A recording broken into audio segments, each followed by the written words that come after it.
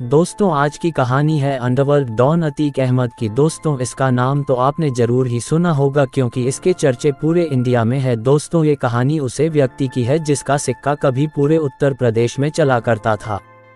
दोस्तों इसके नाम से अच्छे अच्छे लोगों की पेंट गीली हो जाती थी, लेकिन आपने ये कहावत जरूर सुनी होगी कि इंसान आसमान की बुलंदियों को छूने के लिए जितना जल्दी वाला यानी कि जितना गलत शॉर्टकट रास्ता अपनाता है उतनी ही जल्दी वह जमीन पर गिरकर धराशायी हो जाता है, जिसका सटीक उदाहरण है ये कहानी। तो चलिए दोस्तों शुरू करते हैं आज की क्राइम स्टोरी। दोस्तों उत्तर प्रदेश की जनता इस बात से खुश थी कि योगी राज में अपराधियों के खिलाफ कड़ाई से काम हो रहा है। आज के दौर में जनता को सरकार से केवल इतनी उम्मीद रह गई है कि वह खुद को सुरक्षित महसूस करे, उसका घर, परिवार और बिजनेस भी सुरक्षित रहे। कोई दंबक, बाहुबली उसको परेशान न करे। उसे यह पता है कि एनकाउंटर और बुलडोजर न्यायसंगत नहीं है। इसके बाद भी वह इनका समर्थन कर रही थी क्योंकि इससे अपराध को रोकने और अपराधियों को डराने में मदद मिल रही थी। उसका यह भ्रम 24 फरवरी 2023 को टूट गया जब प्रयागराज में उमेश पाल और उसके साथ 2 सिपाहियों की हत्या शाम को 5 बजे भीड़भाड़ वाले इलाके में हो जाती है। वैसे तो प्रदेश भर में अपराध की ऐसी घटनाएं अनेक हैं, पर यह मसला हाई प्रोफाइल था तो ज्यादा तूल पकड़ गया। योगी सरकार की कानून व्यवस्था का प्रचार प्रसार बहुत था। प्रयागराज की घटना ने इसकी पोल खोल कर रख दी। सड़क से लेकर उत्तर प्रदेश की विधानसभा के सदन तक योगी राज पर सवाल उठाने शुरू हो गए। तर्क को दबाने के लिए क्रोध का सहारा लेना पौराणिक कहानियों में बहुत दिखाया गया है। विधानसभा सदन में जब विपक्ष के नेता अखिलेश यादव ने प्रयागराज की घटना पर योगी सरकार को आईना दिखाया तो मुख्यमंत्री योगी आदित्यनाथ ऋषि दुर्वासा की तरह क्रोधित होकर बोले, उस माफिया को मिट्टी में मिला दूंगा। दोस्तों बहस तार्किक न होकर एक दूसरे पर आरोप प्रत्यारोप पर चली गई। असल में योगी सरकार में जिस बात को कानून व्यवस्था के रूप में देखा जा रहा था वह संविधान को दरकिनार करके काम कर रही थी। विधानसभा में ऋषि दुर्वासा जैसे क्रोधित होकर योगी आदित्यनाथ ने जो ऐलान किया उसे पूरा करने में पुलिस जुट गई। इसमें लक्ष्मण की तरह से अतीक अहमद और उसका परिवार तबाह हो गया। ऋषि दुर्वासा लक्ष्मण पर जिस तरह से क्रोधित हुए उसने लक्ष्मण को मरने पर मजबूर किया था। बात रामायण काल की है। राम लंका विजय करके अयोध्या लौटे थे। वे अयोध्या के राजा बन गए थे। एक दिन यम कोई महत्वपूर्ण चर्चा करने राम के पास आते हैं। अपनी बात कहने से पहले वे चाहते हैं कि उनकी बातचीत के बीच कोई न आए और बात गोपनीय रहे, उसे कोई सुने नहीं। यम ने अपनी बातचीत शुरू करने से पहले से राजा राम से कहा, आप जो भी प्रतिज्ञा करते हो उसे पूर्ण करते हो। मैं भी आपसे एक वचन मांगता हूं कि जब तक मेरे और आपके बीच वार्तालाप चले तो हमारे बीच कोई नहीं आएगा और जो आएगा उसको आपको मृत्युदंड देना पड़ेगा। राजा राम यम को वचन दे देते हैं। राम ने यह बात लक्ष्मण को समझाई और लक्ष्मण को द्वारपाल नियुक्त करते कहा कि जब तक उनकी और यम की बात हो रही है वे किसी को भी अंदर न आने दें, अन्यथा उसे उन्हें मृत्युदंड देना पड़ेगा। लक्ष्मण राजा राम की आज्ञा मानकर द्वारपाल बनकर खड़े हो गए। लक्ष्मण को द्वारपाल बने कुछ ही समय ही बीता था कि वहां पर ऋषि दुर्वासा का आगमन होता है। दुर्वासा ने लक्ष्मण से राम के मिलने की बात करते कहा कि उनके आगमन की सूचना राम को दे दो। तब लक्ष्मण ने विनम्रता के साथ मना करते कहा कि आप प्रतीक्षा कीजिए, राजा राम किसी से महत्वपूर्ण बात कर रहे हैं। अगर हमारे लायक कोई सेवा हो तो बताएं, हम आपकी सेवा में हाजिर हैं। लक्ष्मण की बात सही थी, वे अपने धर्म और कर्तव्य का पालन कर रहे थे। ये बात दुर्वासा को समझ नहीं आई। वे क्रोधित हो गए और कहा, लक्ष्मण अगर तुमने अभी मेरी बात नहीं मानी तो मैं अभी पूरी अयोध्या को श्राप देकर भस्म कर दूंगा। लक्ष्मण ऋषि दुर्वासा के क्रोध और उनकी ताकत को जानते थे। वे समझ गए कि उनके सामने 2 ही रास्ते हैं। दोस्तों एक वह जिसमें राजा राम की आज्ञा को न मानकर उनको ऋषि दुर्वासा के आने की सूचना दें। दूसरा रास्ता ये कि अयोध्या को ऋषि दुर्वासा के कोप का शिकार बनने दें। लक्ष्मण ने यह फैसला लिया कि वह स्वयं का बलिदान देकर राजा राम को ऋषि दुर्वासा के आने की सूचना देने जाएंगे। इससे अयोध्या के लोग ऋषि के श्राप से बच सकेंगे। वे राम के पास गए और ऋषि दुर्वासा के आगमन की सूचना दी। राम ने शीघ्रता से यम के साथ अपनी वार्तालाप समाप्त कर ऋषि दुर्वासा की आवभगत की। अब राजा राम दुविधा में पड़ गए क्योंकि उन्हें अपने वचन के अनुसार लक्ष्मण को मृत्युदंड देना था। वे समझ नहीं पा रहे थे कि वे अपने भाई को मृत्युदंड कैसे दें, लेकिन उन्होंने यम को वचन दिया था जिसे निभाना ही था। राजसभा में जब ये बात आई दोस्तों, तो गुरुदेव और मंत्रियों ने कहा कि किसी प्रिय का त्याग उसकी मृत्यु के समान ही है। तब अपने वचन का पालन करने के लिए राम ने लक्ष्मण का त्याग कर दिया। लक्ष्मण ने ये सुना तो उन्होंने राम से कहा, आप भूल कर भी मेरा त्याग नहीं करना, आपसे दूर रहने से तो यह अच्छा है कि मैं आपके वचन का पालन करते हुए मृत्यु को गले लगा लूं। जैसे ही लक्ष्मण ने ये सुना कि राम ने उनका त्याग कर दिया है, उन्होंने मृत्यु को गले लगाने के लिए जल समाधि ले ली। दोस्तों, लक्ष्मण ऋषि दुर्वासा के क्रोध का शिकार हो गए। पौराणिक व्यवस्थाओं में न्याय इसी तरह से ही किया जाता रहा है, जिसमें ऋषि जरा सी बात पर श्राप देते थे। रामायण ही नहीं, महाभारत में भी ऐसे तमाम प्रसंग हैं। अश्वत्थामा ने महाभारत युद्ध के बाद पांडवों के परिवारों को रात में मार डाला। गौतम ऋषि ने पत्नी अहल्या को पत्थर का बना दिया। लक्ष्मण ने शूर्पणखा की नाक काट ली। क्रोध में लिए गए फैसलों में तर्क और विवेक के लिए जगह नहीं रह जाती है। ऋषि दुर्वासा की तरह क्रोध में फैसले लेने का काम उत्तर प्रदेश के मुख्यमंत्री योगी आदित्यनाथ ने भी किया। योगी आदित्यनाथ की ताकत उनकी पुलिस है, जो आदेश पाते ही बुलडोजर और बंदूक लेकर अपराधी को मिट्टी में मिलाने के लिए चल पड़ती है। मार्च 2017 से अप्रैल 2023 तक 183 अपराधियों का एनकाउंटर उत्तर प्रदेश की पुलिस कर चुकी है। योगी राज में एनकाउंटर और बुलडोजर त्वरित न्याय का साधन बनकर उभरे। यह उस कहावत की तरह हो गए कि खाता ना बही, जो पुलिस कहे वही सही। केवल अपराधी ही नहीं, धरना प्रदर्शन और सरकार की आलोचना करने वालों को जेल में डालने, उनके घर गिराने जैसे काम करके मिट्टी में मिलाने का काम बिना किसी रोक टोक के चलता रहा बुलडोजर राज ने प्रदेश में कानून और न्याय व्यवस्था को गोमती में बहा दिया। योगी राज के एनकाउंटर की थ्योरी काफी कुछ पौराणिक काल में भी मिलती है। मरने वाले गलत थे, ये कहकर उनके एनकाउंटर को सही नहीं माना जा सकता। पौराणिक काल में ऐसे तमाम उदाहरण हैं जिनमें गलत लोगों को गलत तरह से मारा गया, उसको धर्मसम्मत भी कह दिया गया। इनमें अर्जुन द्वारा कर्ण को मारना युद्ध के नियमों के खिलाफ था, क्योंकि कर्ण के रथ का पहिया जमीन में धंस गया था। श्री कृष्ण ने कहा कि यहाँ धर्म महत्वपूर्ण है, नियम नहीं। इसी तरह से रामायण में राजा बाली को मारने के लिए उसके भाई सुग्रीव को आगे करके धोखा देकर राम द्वारा पीछे से मारा गया। इसी तरह से महाभारत में भीष्म, द्रोण, दुर्योधन को भी मारने का तरीका गलत था। मरने वालों को गलत साबित करके गलत तरह से मारने को सही कहा गया। कानून ये कहता है कि सिद्ध हुए बिना अपराध करने वाला अपराधी नहीं माना जाएगा, तो एनकाउंटर जैसा जंगलराज न चलाया जाए। अपराधी को सजा देने के लिए कटघरे तक पहुंचने का काम कानून और संविधान के हिसाब से किया जाए। अगर आरोपियों का एनकाउंटर ना किया जाए बल्कि उनको पकड़कर उनसे राज पूछे जाते तो अपराध कम किए जा सकते हैं। दोस्तों, एनकाउंटर से दहशत फैला कर डराने का काम हो सकता है, अपराध को खत्म नहीं किया जा सकता। कानून और संविधान का शासन नहीं, प्रयागराज की घटना इसका जीता जागता प्रमाण है। 24 फरवरी 2023 को प्रयागराज में उमेश पाल और 2 सिपाहियों संदीप और राघवेंद्र की हत्या बम और गोली मारकर कर दी गई। उमेश पाल 2005 में हुए विधायक राजू पाल हत्याकांड में सरकारी गवाह था।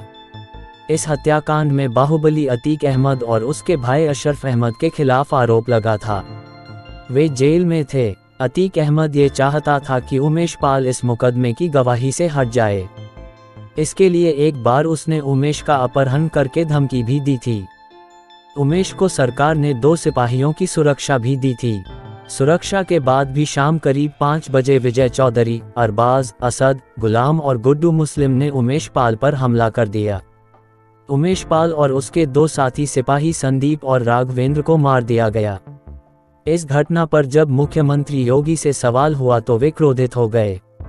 उनके क्रोध को देख उनकी पुलिस बुलडोजर और बंदूक लेकर चल पड़ी। जनता में एक बड़ा वर्ग इस तरह के तुरंत न्याय की बात से खुश हो जाता है।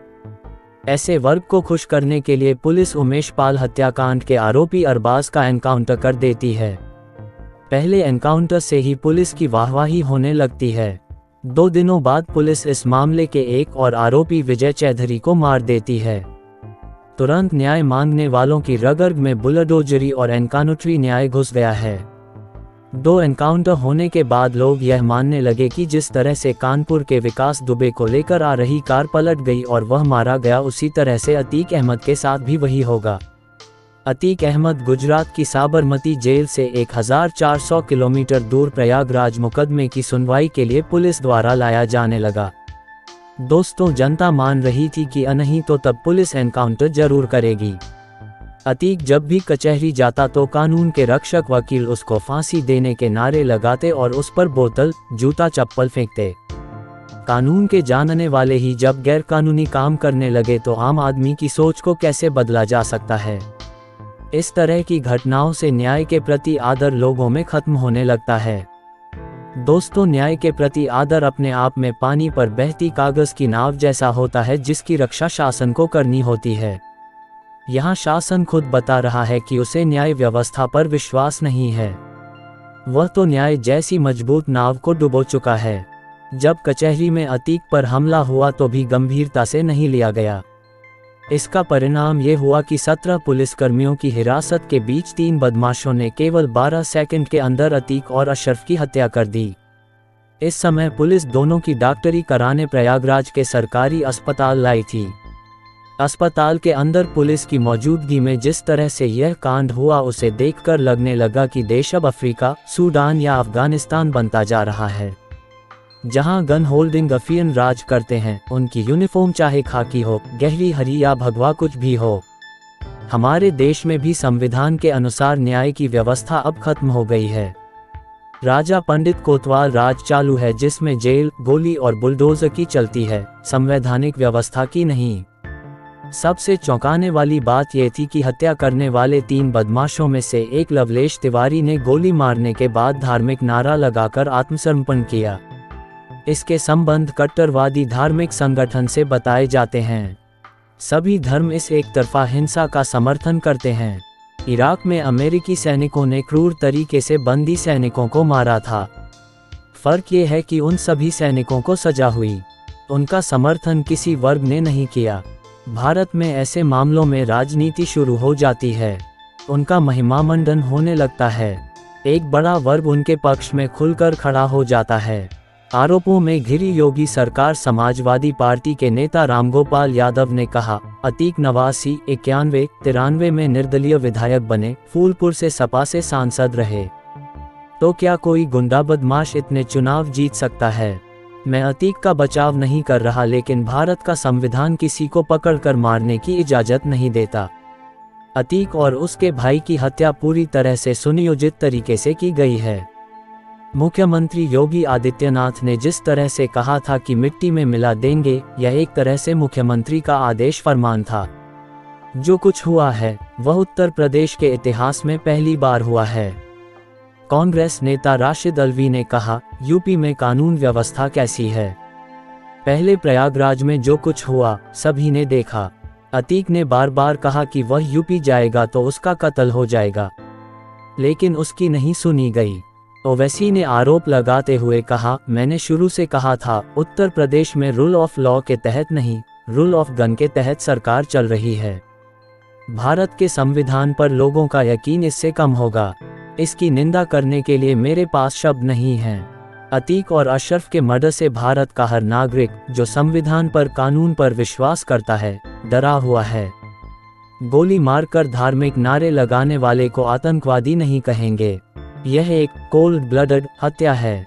ये घटना कानून व्यवस्था पर बड़ा सवाल खड़ा करती है। आप गोली मारकर धार्मिक नारा क्यों लगा रहे हैं? अतीक के बेटे असद अहमद के एनकाउंटर का जिक्र करते हुए एआईएम चीफ ने कहा, जो लोग एनकाउंटर का जश्न मना रहे थे वे शर्म से डूब मरें। किसी को मारकर रूल ऑफ लॉ को कमजोर किया जा रहा है। ये लोग संविधान को कमजोर कर रहे हैं। ये सारी जिम्मेदारी उत्तर प्रदेश के मुख्यमंत्री पर आती है, क्योंकि उन्होंने सदन में खड़े होकर बोला था कि मिट्टी में मिला देंगे। मुख्यमंत्री अपने पद से इस्तीफा दें। कांग्रेस नेता प्रियंका गांधी ने कहा, हमारे देश का कानून संविधान में लिखा गया है कि कानून सर्वोपरि है। अपराधियों को कड़ी से कड़ी सजा मिलनी चाहिए, मगर देश के कानून के तहत होनी चाहिए। किसी भी सियासी मकसद से कानून के राज और न्यायिक प्रक्रिया से खिलवाड़ करना या उसका उल्लंघन करना हमारे लोकतंत्र के लिए सही नहीं है। जो भी ऐसा करता है या ऐसे करने वालों को संरक्षण देता है, उसे भी जिम्मेदार ठहराया जाना चाहिए और उस पर भी सख्ती से कानून लागू होना चाहिए। देश में न्याय व्यवस्था और कानून के राज का इकबाल बुलंद हो, यही हम सबकी कोशिश होनी चाहिए।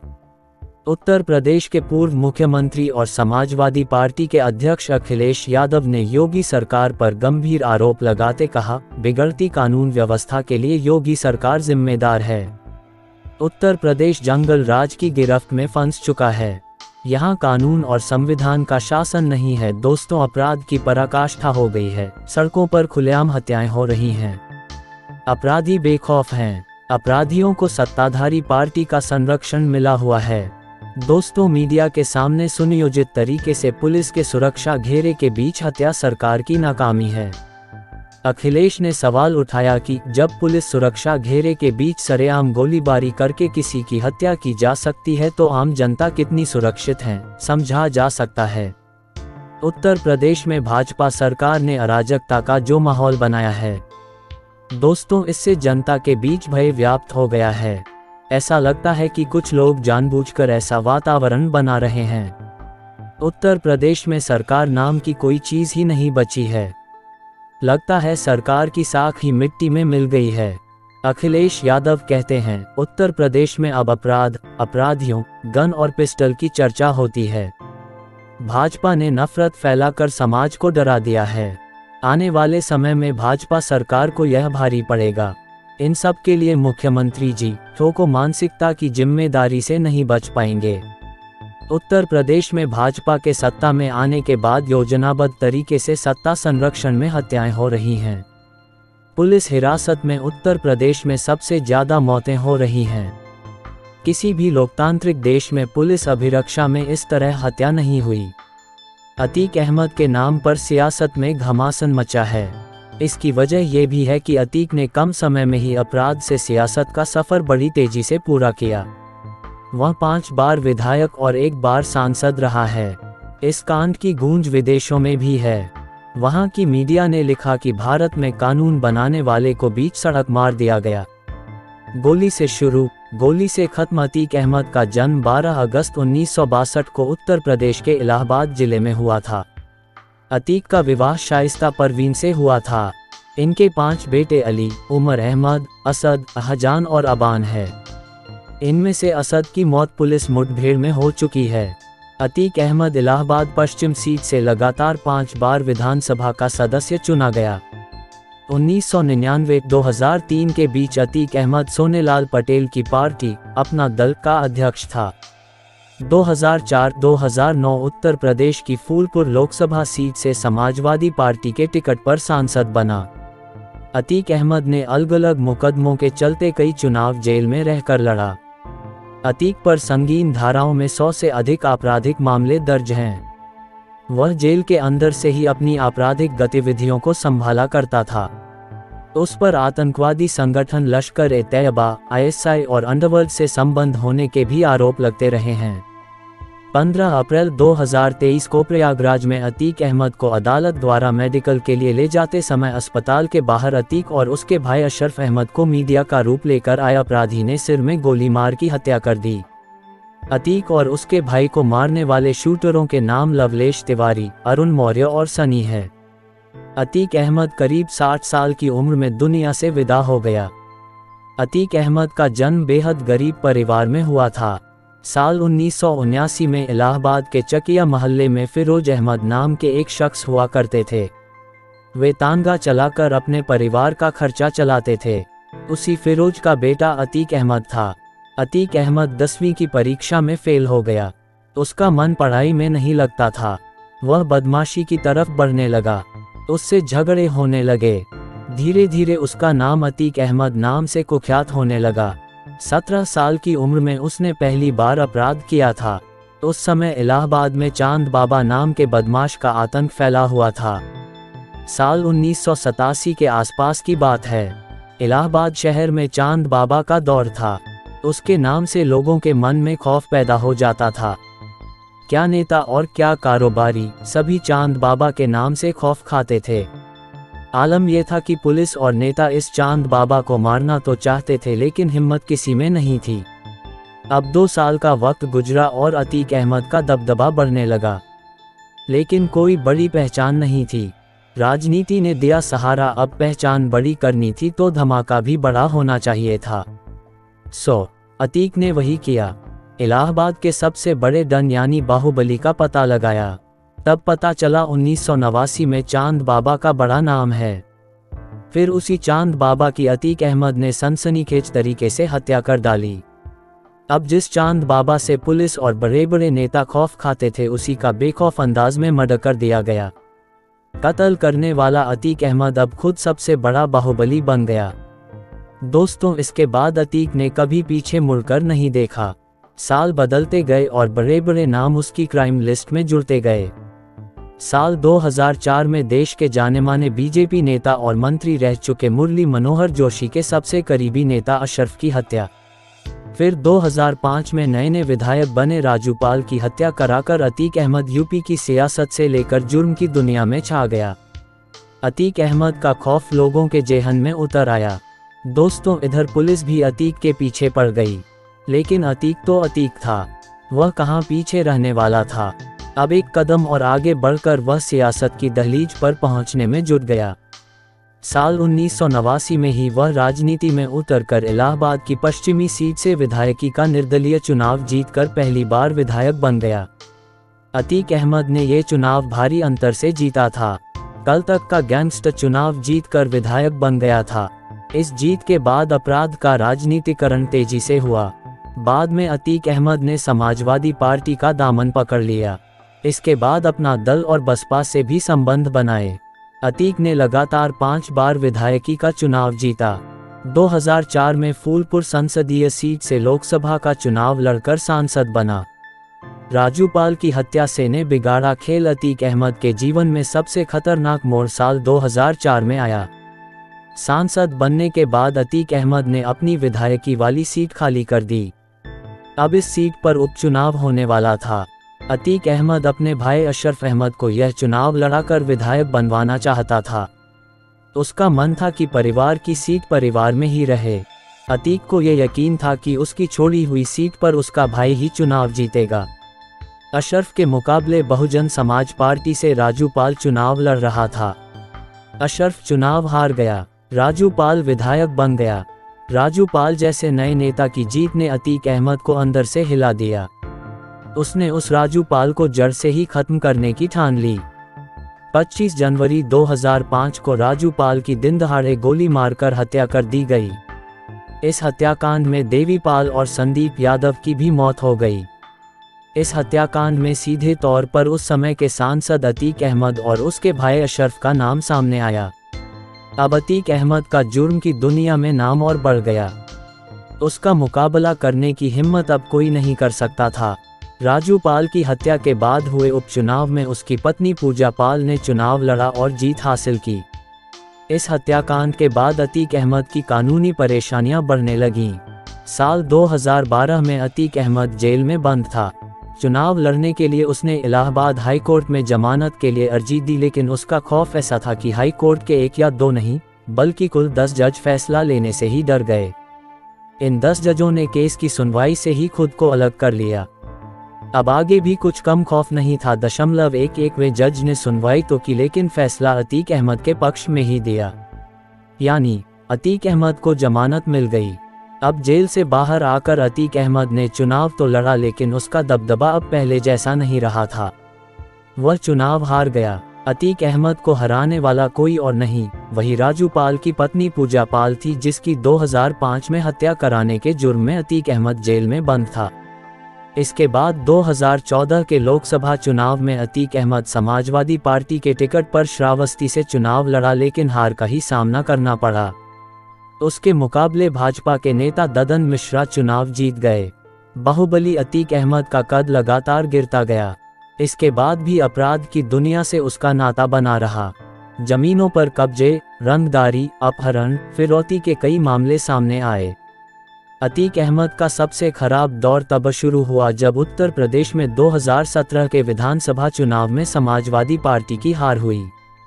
भाजपा ने सरकार बनाए, योगी आदित्यनाथ मुख्यमंत्री बने, ताबूत में अंतिम कील बना उमेश पाल हत्याकांड। बसपा विधायक राजू पाल की हत्या के मामले में मुकदमा चल रहा था। ये पहला मामला था जिसमें अतीक अहमद का बाहुबल काम नहीं आ रहा था। राजू पाल हत्याकांड का मुख्य गवाह उमेश पाल था। अतीक अहमद उमेश से कह रहा था कि वह अतीक के खिलाफ गवाही न दे। उमेश पाल इसके लिए तैयार नहीं हो रहा था। तब अतीक के लोगों ने उमेश का अपहरण कर लिया। जब उमेश अतीक के चुगल से बाहर आया तो उसने गवाही देने की ठान ली।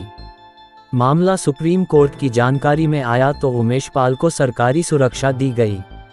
अब उमेश पाल को लग गया था कि अतीक अहमद उसका कुछ नहीं बिगाड़ पाएगा। जिस समय अतीक अहमद जेल में था, दोस्तों उसके बेटों ने अपराध करने शुरू कर दिए। 2 बेटे अली, उमर अहमद जेल में थे। तीसरा बेटा असद बाहर था। 24 फरवरी 2023 को जब उमेश पाल कोर्ट से अपने घर वापस आ रहा था तो अतीक के बेटे असद अहमद ने अपने साथियों के साथ उमेश पर हमला कर दिया। हमला इतना जोरदार था कि उमेश पाल सहित उसकी सुरक्षा में तैनात दोनों सिपाही भी मारे गए। इस मसले में विधानसभा के सदन में नेता विपक्ष अखिलेश यादव ने मुख्यमंत्री योगी आदित्यनाथ की सरकार पर खराब कानून व्यवस्था का हवाला देकर आरोप लगाया, जिसके जवाब में मुख्यमंत्री योगी आदित्यनाथ ने कहा, दोस्तों इस माफिया को मिट्टी में मिला देंगे। यहाँ से माफिया अतीक अहमद को मिट्टी में मिलाने का काम शुरू हो गया।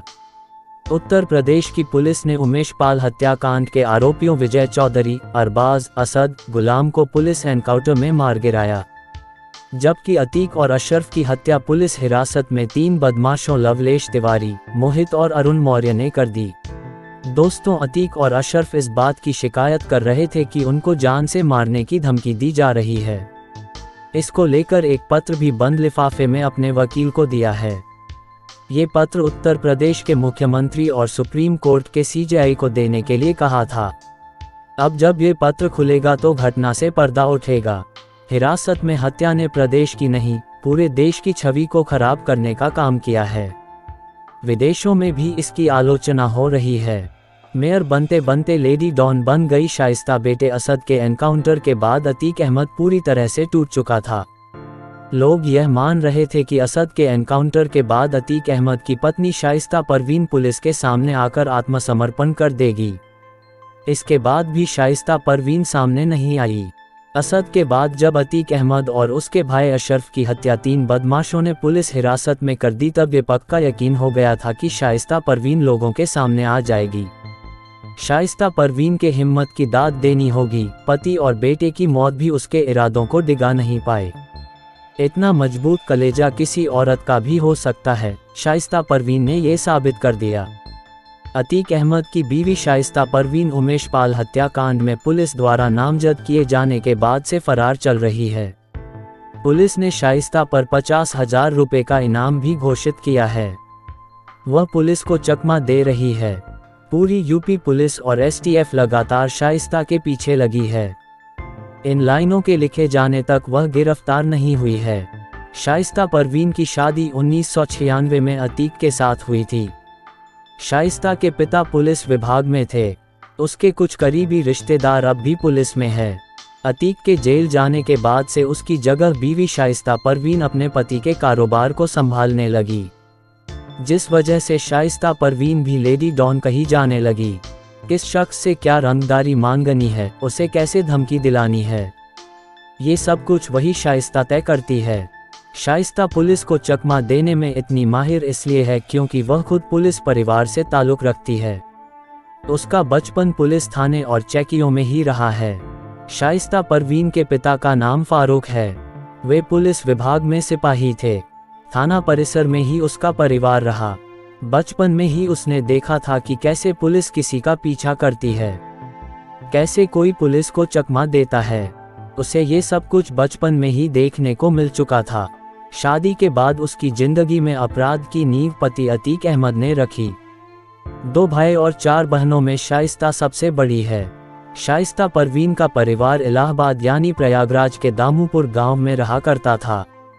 बचपन में पिता के साथ वह कई थानों में बने सरकारी पुलिस क्वार्टर में रही थी। शाइस्ता का बचपन और उसके बाद के कई साल प्रतापगढ़ में बीते थे। शाइस्ता परवीन की पढ़ाई लिखाई प्रयागराज में हुई है। उसने ग्रेजुएशन किया है। 12वीं तक की पढ़ाई किदवई गर्ल्स इंटर कॉलेज से की है।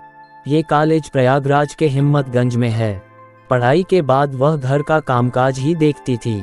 अतीक के परिवार से उसके परिवार की पहले से जान पहचान थी। शाइस्ता अतीक अहमद से ज़्यादा पढ़ी लिखी है। अतीक और शाइस्ता के कुल 5 बच्चे हैं। दोस्तों, इनमें से अब असद की मौत हो चुकी है। उसके बेटों के नाम अली, उमर अहमद, असद, अजान और अबान हैं। शाइस्ता का नाम पहली बार उमेश पाल हत्याकांड में सामने आया। पुलिस के मुताबिक उमेश पाल की हत्या शाइस्ता ने ही कराई थी। वह साबरमती जेल में अतीक से मिलने गई थी। वहीं पर अतीक और शाइस्ता के बीच उमेश पाल को मारने की चर्चा हुई थी। इसके लिए अतीक ने शाइस्ता से जेल में ही फ़ोन पहुंचाने की बात कही थी। जेल में फ़ोन पहुंचाने के लिए उसने एक पुलिसकर्मी का नाम भी बताया था, जिसके जरिए कुछ दिनों बाद ही शाइस्ता ने अतीक को फ़ोन पहुंचाया था। दोस्तों, अब उसी फ़ोन के जरिए अतीक ने सभी शूटर्स से बात की। फिर शूटर्स ने अशरफ से मुलाकात की। इसके बाद फाइनल साजिश तैयार हुई। शाइस्ता नहीं चाहती थी कि बेटा असद इस घटना में हिस्सा लें, पर अतीक नहीं माना। वह बोला कि असद शेर का बेटा है। इस पर शाइस्ता तैयार हो गई। उसने असद से कहा था कि वह गाड़ी से बाहर न निकले जिससे उसकी कोई पहचान न कर सके। असद ने यह बात नहीं मानी, जिसके कारण असद की फ़ोटो सामने आ गई, वरना असद की पहचान ना हो पाती। दोस्तों, शाइस्ता ने जनवरी 2023 में राजनीति में उतरने का फैसला किया। बहुजन समाज पार्टी के टिकट पर उसको प्रयागराज से मेयर का चुनाव लड़ना था। इसी बीच ओबीसी मसले पर निकाय चुनाव टल गए। समय पर मेयर का चुनाव हो जाता तो शाइस्ता मेयर का चुनाव लड़ती। निकाय चुनाव टल गए और इसी बीच उमेश पाल की हत्या हो गई। वहां से समय का चक्र घूम गया और शाइस्ता मेयर बनते बनते रह गई। अब बसपा ने शाइस्ता का नाम मेयर प्रत्याशी से हटा दिया है। अतीक के हत्यारों का बजरंग दल कनेक्शन। अतीक और अशरफ की हत्या करने वाले तीनों युवक 20 से 23 साल उम्र के हैं। युवा उम्र में जब इनको पढ़ाई और करियर पर ध्यान देना चाहिए तो ये हत्या करके शोहरत हासिल करना चाहते हैं। धर्म का नशा जिस तरह से युवा को तबाह कर रहा, यह इस बात का भी उदाहरण है। अतीक और उसके भाई अशरफ की हत्या करने वाले तीनों बदमाश युवा हैं। मोहित उर्फ सनी नामक युवक की उम्र 23 साल है। इसने ही अतीक पर पहली गोली चलाई थी। हमीरपुर जिले का रहने वाला मोहित शातिर अपराधी है। इसके खिलाफ इसी उम्र में 14 मुकदमे कायम हैं। इनमें हत्या के प्रयास और लूट जैसे मुकदमे भी हैं। लवलेश तिवारी नामक युवक बांदा जिले का रहने वाला है। इसकी उम्र 22 साल है। इसके संबंध बजरंग दल से बताए जाते हैं।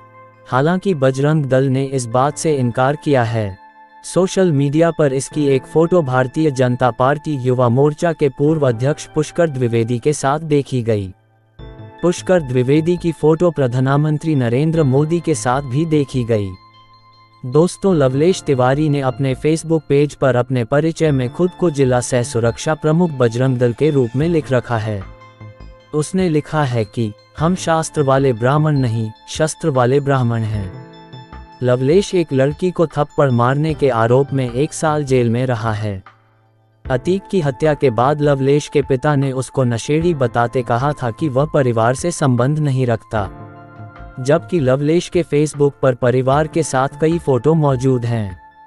लवलेश का परिवार किराए के जिस मकान में रहता था, पुलिस की पूछताछ के बाद वे उसे छोड़कर कहीं और चले गए। अतीक की हत्या में शामिल तीसरा अपराधी अरुण कुमार मौर्य की उम्र 18 साल है। इसके माता पिता की मौत हो चुकी है। इस पर कासगंज में जीआरपी के एक सिपाही की हत्या का आरोप है। पुलिस के सामने तीनों अपराधियों ने घटना का कारण बड़ा अपराधी बनकर शोहरत हासिल करना बताया। जिसने भी ये थ्योरी सुनी, उसके गले के नीचे नहीं उतर रही। पुलिस तमाम तरह से मामले की जांच कर रही है। हत्या में विदेशी पिस्टल गिरसान का प्रयोग हुआ, जो बेहद खतरनाक और ऑटोमेटिक थी, जिसके वार से 12 सेकंड के कम समय में 2 बाहुबली अतीक और अशरफ ढेर हो गए। इतना कम समय था कि पुलिस जब तक सतर्क हुई, तब तक देर हो चुकी थी। अतीक और अशरफ की कहानी मिट्टी में मिल चुकी थी। दोस्तों, यदि आपको ये कहानी अच्छी लगी हो तो प्लीज़ हमारे चैनल को लाइक कर दें, सब्सक्राइब कर दें और बेल आइकन को ऑल पर कर दें ताकि इसी तरह की कहानियाँ आपको मिलती रहे। तो मिलते हैं अगली कहानी पर। धन्यवाद।